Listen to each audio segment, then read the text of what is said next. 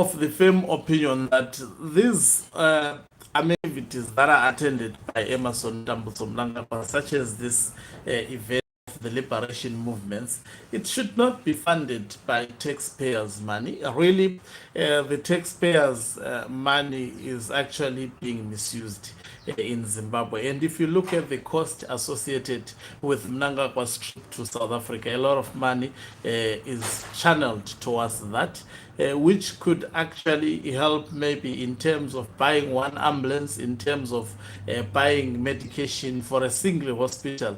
And because we've got a president with misplaced priorities, that is why I think at the center of this event that is being attended by Emerson Mnangagwa today in South Africa, this is an event that has been created or influenced by ZANU-PF in Southern Africa, because ZANU-PF appears to be acting like a prefect of Southern African liberal movements. Greetings and welcome on your lovely channel, the Tony Panic.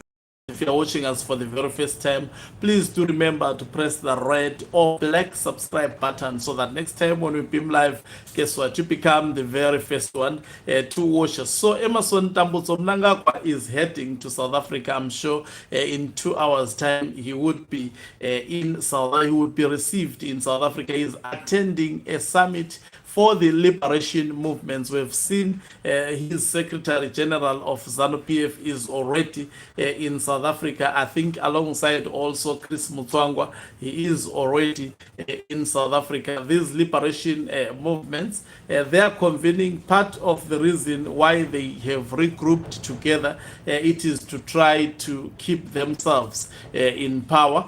But we have seen the negative consequences of other African countries who are doing very, very well.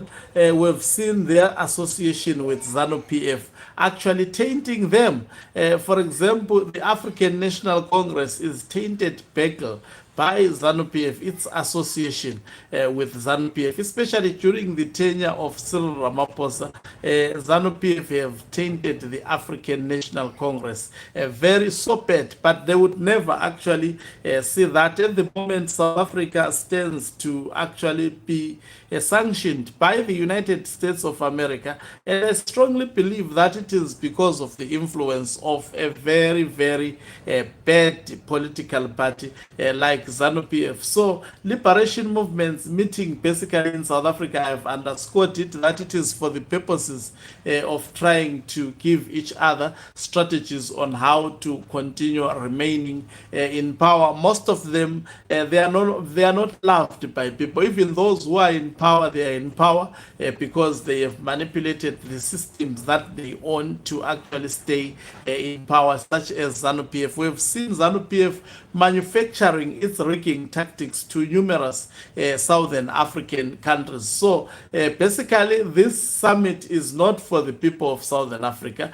It is for the narrow interest of these so-called liberation movements, and their intention is to try and indoctrinate their subjects. They think that their subjects cannot think outside the box. As such, they should actually be indoctrinated, and they think they are the best thing that have ever happened in Southern Africa for the people of Southern Africa. So basically, this is one hell of a summit that should not exist. It is actually misusing taxpayers' money, and I know all these countries that have contributed towards this summit in South Africa. Somehow they have looted, they have taken from the public purse to convene this particular gathering. It is not in the best, I will repeat numerous times, it is not in the best interest of the people of Southern Africa. So in Zimbabwe, I think retired General Chiwenga will remain with the Zikanandas, and for some hours,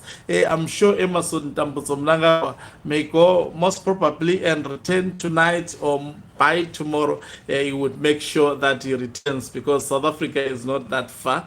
You can actually come and address a meeting in South Africa and return maybe at night.